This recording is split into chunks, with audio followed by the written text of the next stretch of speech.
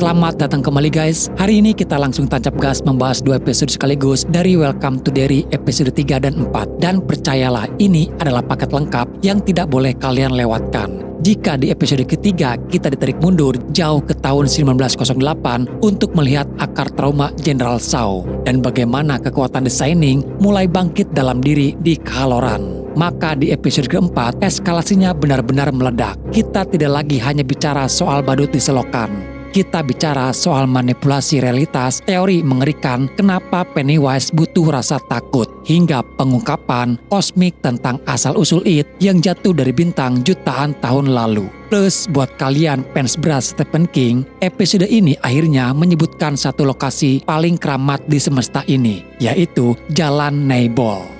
Siapkan mental dan cemilan kalian karena kita akan membedah sejarah kelam Derry di masa lalu hingga ke akar mitologinya. Tanpa basa-basi lagi, mari kita mulai ke alur ceritanya.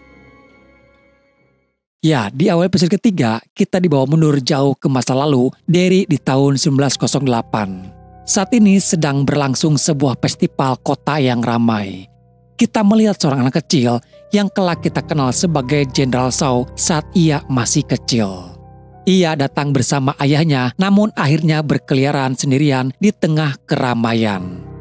Meskipun banyak permainan menyenangkan, perhatian Shaw kecil tertuju pada sebuah pertunjukan manusia aneh. Ia diizinkan masuk ke tenda itu walau tidak memiliki uang. Di dalam, Shaw menyadari kalau tema tenda ini sangat menakutkan. Ia melihat berbagai manusia aneh, termasuk 2 perempuan yang memiliki usus yang saling menyambung. Namun perhatian Shaw tertuju pada ruangan lain yang lebih gelap dan tak banyak dikunjungi orang. Di ruangan itu, ia melihat seorang pria tua yang memintanya mendekat. Don't be afraid. Come closer. Pria tua ini kemudian menyalakan korek api dan menunjukkan sebelah matanya yang ternyata bolong. Shaw yang ketakutan langsung berlari keluar dan bertemu kembali dengan ayahnya. Ayahnya ternyata baru saja memenangkan sebuah permainan dan hadiahnya adalah sebuah ketapel yang ia berikan kepada Shaw. Waktu berlalu, mereka pulang menggunakan mobil. Namun di tengah perjalanan, mobil mereka mogok. Ayah Shaw memintanya membeli air dari orang yang berdagang di pinggir jalan. Mereka adalah suku asli Amerika Indian yang menjual air seharga 5 sen. Masalahnya, Shaw hanya punya 3 sen untuk menutupi kekurangannya. Ia pun terpaksa menukarkan ketapel pemberian ayahnya itu. Di sanalah ia bertemu dengan seorang anak perempuan bernama Rose yang seumuran dengan dirinya. Karena pertemuan ini, Shaw dan Rose menjadi teman dan sering bermain bersama. Suatu hari mereka bermain. Shaw berlari memasuki hutan, padahal Rose sudah jelas-jelas melarangnya. Shaw tidak mendengarkan. Ia tidak sadar kalau Rose berhenti dan tidak mengejarnya ke dalam hutan. Saat berhenti, Shaw baru sadar kalau ia sendirian di dalam hutan. Tiba-tiba di balik pohon, ia melihat pria tua bermata bolong yang ia temui di festival sebelumnya. Shaw semakin takut, apalagi pria ini terus mendekat. Anehnya, Shaw merasa tak bisa berlari. Ia hanya bisa membawa sepotong kayu untuk berjaga-jaga. Tiba-tiba, pria tua itu sudah ada di dekatnya. Memaksa Shaw akhirnya melarikan diri. Sosok itu ternyata sangat tinggi dan terus mengejar Shaw. Namun Shaw tersandung dan berhasil dipojokkan. Di saat yang genting itu, Rose datang menembakkan batu menggunakan ketapel. Ketapel milik Shaw yang dulu ia tukar tepat ke arah monster itu. Shaw bergerak cepat melarikan diri bersama Rose. Mereka berhasil keluar dari hutan tepat waktu. Ia memberitahu Shaw bahwa makhluk itu entah kenapa tidak bisa keluar dari hutan. Can you keep a secret? Beberapa waktu kemudian, Shaw memberitahu Rose bahwa ayahnya dipindah tugaskan. Ia dan keluarganya akan pindah keluar kota. Rose kemudian mengembalikan ketapel itu kepada Shaw agar ia terus mengingatnya. Shaw pun berjanji kalau ia tidak akan melupakan Rose. Namun Rose berkata bahwa tempat ini, Derry, punya cara aneh yang bisa membuat orang yang telah pergi lupa dengan semua yang terjadi di tempat ini. Kembali ke masa sekarang, ternyata di rumah sakit jiwa, Lily tidak dirawat lama karena pihak rumah sakit menyimpulkan kalau memang Lily tidak gila. Hari ini Lily akan dibebaskan. Sesaat sebelum bebas, Lily bercerita kepada salah satu perawat kalau ia merasa bersalah karena ayah Ronnie, Hank, kini dipenjara karenanya. Lily berada dalam dilema. Jika ia memberitahu polisi apa yang sebenarnya ia lihat, maka ia pasti akan dikirim kembali ke rumah sakit jiwa. Di tempat lain, akibat kesaksian Lily sebelumnya, ayah Ronnie, Hank, resmi dipenjara walau tidak ada bukti yang kuat. Kepala polisi menemuinya di sel dan memberinya sebatang rokok. Rokok ini bukan rokok yang biasa Hank gunakan.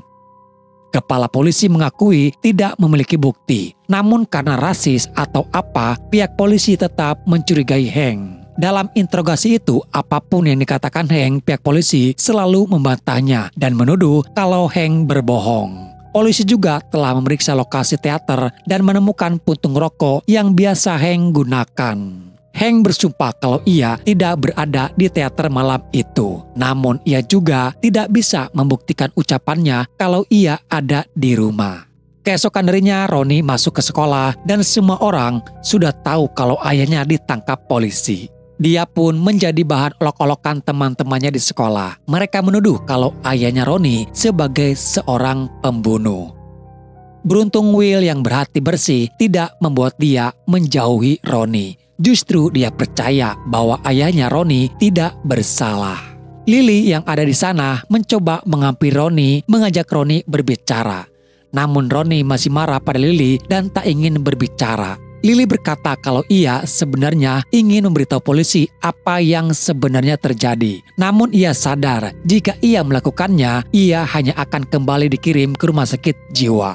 Orang-orang akan berpikir kalau ia masih gila dan tak akan ada yang mempercayainya. Tapi ada satu cara yang mungkin ini akan menjadi bukti yang kuat bahwa apa yang terjadi di teater pada waktu itu adalah ulah dari si monster. Mereka butuh bukti nyata untuk memperkuat pernyataan mereka dan rencananya adalah mereka akan mencoba untuk memfoto makhluk-makhluk tersebut.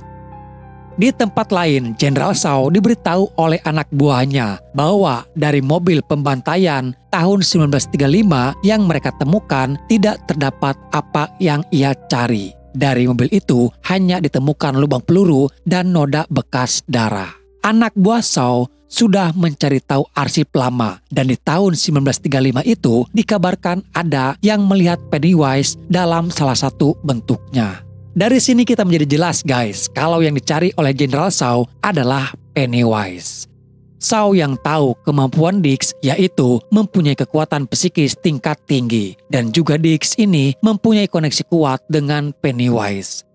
Shaw memerintahkan Dix untuk mencari tahu di mana keberadaan Pennywise dengan menggunakan pesawat agar jangkauannya lebih luas. Sore harinya, Paulie pilot dan Leroy rekan Dix diberi tugas untuk membawa Dix terbang kemanapun yang ia mau. Paulie dan Leroy tidak tahu apa yang mereka cari. Mereka hanya perlu mengikuti arahan dari Dix. Di pesawat, Leroy bertanya apa yang Dix bawa dalam kotak itu. Dix menjawab kalau ia tak akan mengerti.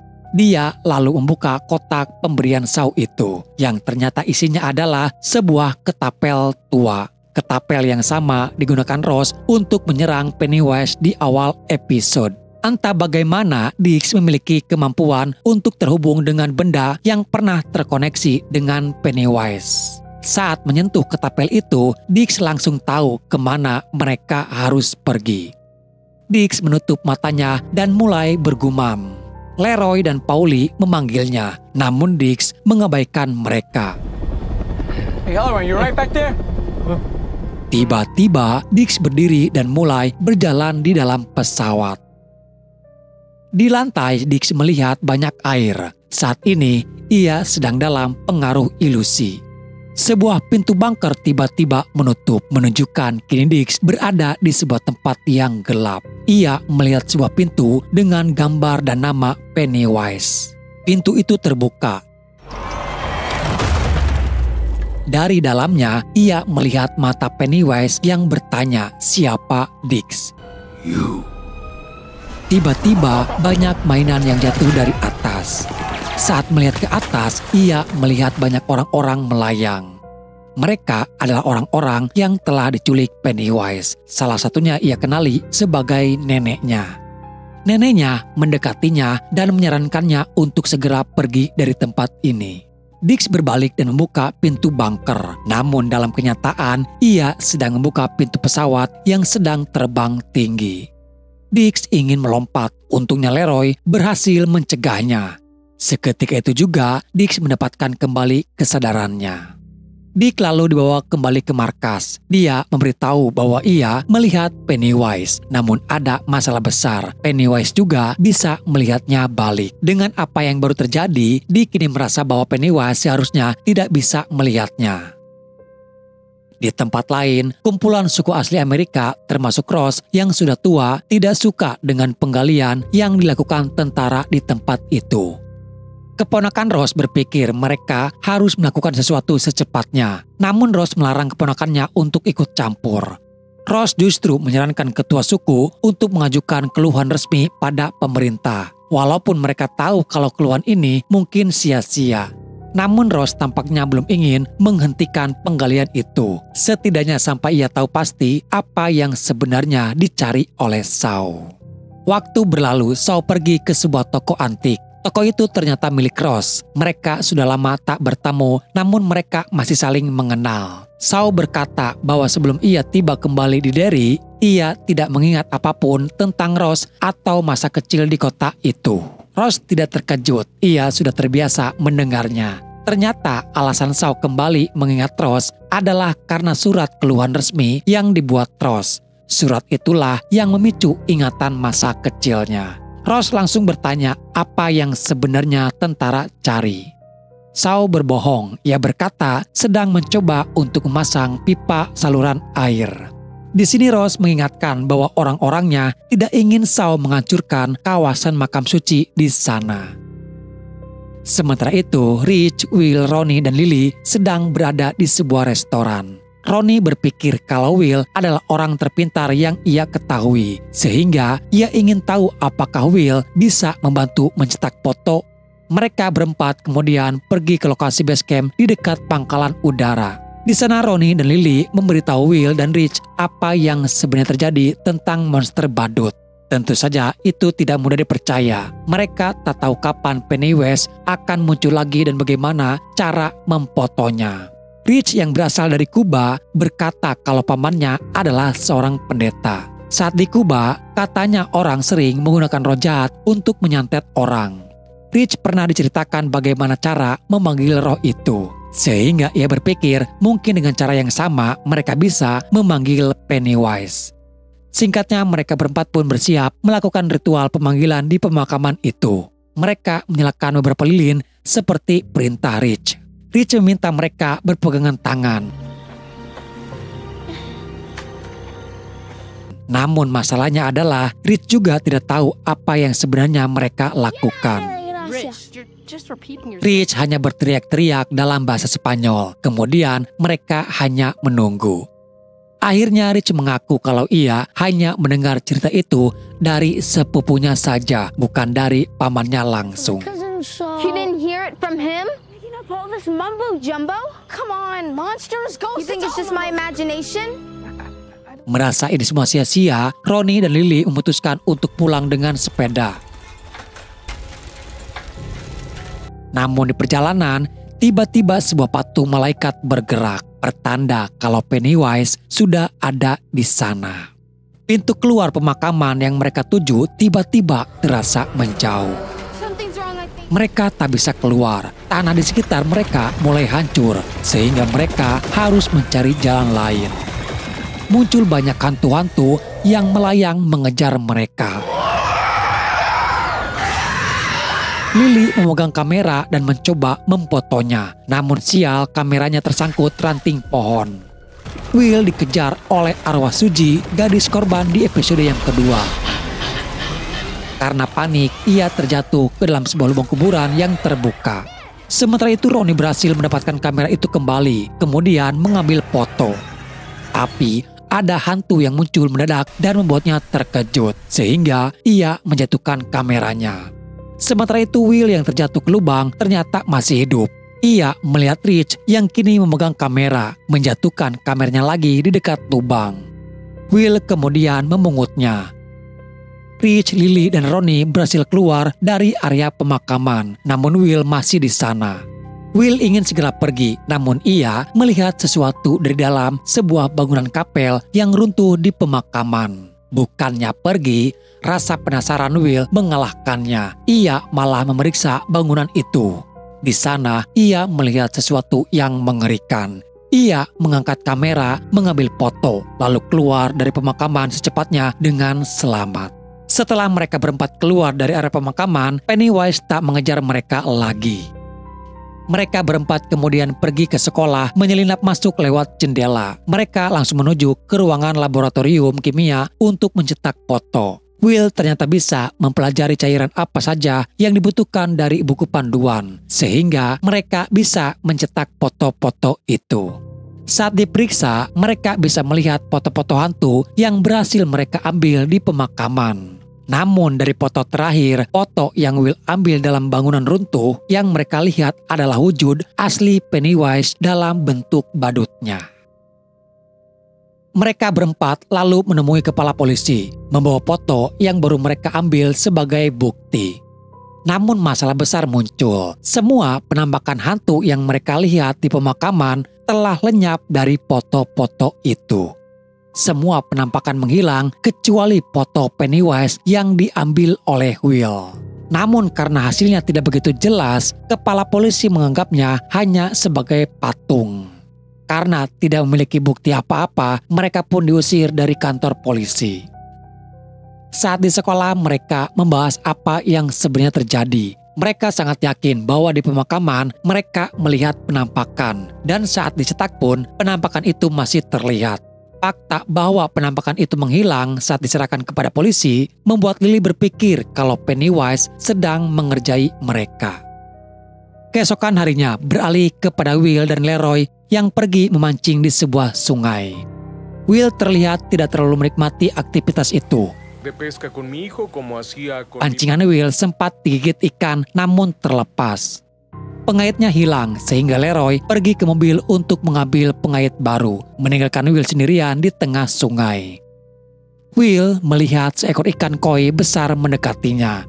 Namun tiba-tiba sebuah tangan muncul dari air dan menariknya ke bawah. Di dalam air, Will melihat ilusi ayahnya yang hangus terbakar, persis seperti foto kecelakaan pesawat Leroy di Korea yang berkata Will juga akan terbakar. Leroy mendengar teriakan Will dan segera memeriksanya. Ia hanya melihat Will tenggelam di sungai yang dangkal. Will menjelaskan bahwa ia melihat Leroy versi hangus yang menariknya. Leroy awalnya skeptis, namun saat melihat ada luka di tangan Will, ia sadar putranya tidak berbohong. Will berkata, di Derry ada sesuatu yang jahat. Sesaat kemudian, mereka berdua melihat sebuah balon merah melayang di atas air. Will lalu memberitahu Lily bersama yang lainnya apa yang baru ia alami. Will berkata kalau ia pernah melihat foto saat pesawat ayahnya jatuh di Korea, dan itu adalah hal yang paling menakutkan baginya. Will berteori bahwa Pennywise bisa saja membunuh mereka kapanpun ia mau, namun memilih tak melakukannya. Will pikir Pennywise sengaja menakuti mereka agar hormon ketakutan mereka tumbuh dan rasa dagingnya menjadi lebih lezat. Kini mereka semakin takut karena sadar bahwa mereka adalah incaran Pennywise. Jika masalahnya adalah rasa takut, Lily pikir ia memiliki solusinya. Saat di sekolah, Lily menunjukkan 4 buah pil. Ini adalah obat depresi milik ibunya. Lily memberi mereka masing-masing 1 dengan instruksi. Mereka hanya boleh memakannya saat Pennywise muncul, agar mereka tidak ketakutan. Di tempat lain, Charlotte menemui kepala polisi. Ia ke sana untuk melaporkan bahwa Will berkata ada orang yang mengejarnya. dan ia pikir mungkin kasusnya berhubungan dengan kasus Hank, ayahnya Ronnie. Namun kepala polisi yakin kalau Hank bersalah karena ia tak memiliki alibi dan ketahuan berbohong. Charlotte yang ternyata adalah seorang aktivis pembela orang kulit hitam ingin bertemu dengan Hank. Dan akhirnya Charlotte pun diizinkan menemui Hank. Ia berkata bisa mengurus agar Hank menjadi tahanan rumah, namun ia butuh kejujuran dari Hank. Hank akhirnya mengaku di malam itu ia sedang berselingkuh dengan wanita kulit putih yang sudah menikah. Jika ia memberitahu ini, suami selingkuhannya akan membunuhnya. Dan istrinya sendiri juga akan marah besar. Hank takut sehingga ia tidak bisa memberitahu polisi. Keesokan harinya, Leroy menemui Jenderal Shaw dan langsung bertanya apa yang sebenarnya ia buru. Bukannya menjawab, Shaw malah mengajak Leroy ke ruangan interogasi. Ternyata Jenderal Shaw telah menangkap salah satu suku Indian, keponakan Ross yaitu Tanil, untuk dimintai keterangan. Sebelumnya Jenderal Shaw sudah menginterogasi namun tidak mempan, sehingga Dix dipanggil. Shaw ingin tahu lokasi di mana benda yang ia cari berada. Dix menggunakan kekuatannya untuk mengakses kepala Tananil. Tananil kejang-kejang dan kini Dix berada dalam ingatan Tananil. Dix melihat banyak pintu, namun ia tahu persis mana yang harus ia periksa. Ia memasuki memori saat Tananil masih bocah. Ia melihat Ross yang berbicara dengan monster hutan bernama Degalu. Tananil berkata, semua anak suku tahu cerita tentang Degalu karena para orang tua mengharuskan mereka mengingat cerita ini. Ross meminta Tananil menceritakan ulang kisah itu. Degalu adalah monster yang datang dari langit bahkan sebelum orang pendahulu mereka datang. Ia dikurung dengan sebuah bintang dan jatuh di hutan. Namun karena dampaknya yang kuat, bintang itu hancur dan membebaskan Pennywise atau Degalu. Saat nenek moyang pertama mengetahuinya, ia menghancurkan sedikit pecahan bintang itu dan mengubahnya menjadi Deger atau belati yang bisa melindungi sukunya dari serangan Pennywise. Selama memegang belati itu dan tidak memasuki hutan, Degalu tidak akan bisa menyentuh mereka. Ratusan tahun kemudian, shelter pemukiman baru datang. Mereka diperingatkan tentang bahaya di hutan namun diabaikan. Hasilnya mereka dibantai oleh Degalu. Karena tumbal ini, Degalu semakin kuat dan bisa berburu di luar hutan. Para tetua memutuskan mereka harus pergi menjauhi hutan. Namun anak kepala suku tidak ingin pergi. Ia membawa belati itu dan teman-temannya untuk mencari lokasi Degalu. Namun karena mereka memegang deger atau belati, Degalu tidak menunjukkan dirinya. Sementara itu kepala suku yang menyadari Deger dan anaknya hilang pergi ke hutan untuk mencari. Karena tak memiliki perlindungan, Degalu muncul dan menyerang mereka dengan menunjukkan sosok paling menakutkan bagi mereka.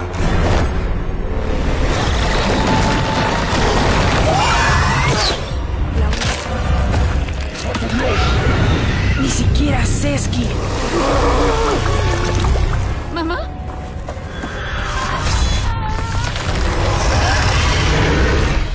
Saat Degalu menyerang kepala suku, untungnya anaknya datang. Dengan belati yang ia bawa, Degalu tidak berhasil memakan kepala suku. Namun lukanya terlalu parah dan akhirnya kepala suku pun meninggal dunia. Akibat kejadian ini, anak kepala suku berjanji akan melindungi semuanya. Ia kembali ke hutan dan kali ini ia berhasil menemukan sisa bintang yang mengurung Degalu. Mereka memecahkannya dan berencana menggunakan batu ini untuk mengurung Degalu. 13 bintang dikubur memutari hutan untuk mengurung Degalu. Dan orang-orang Ross bersumpah untuk melindungi lokasi bintang-bintang ini.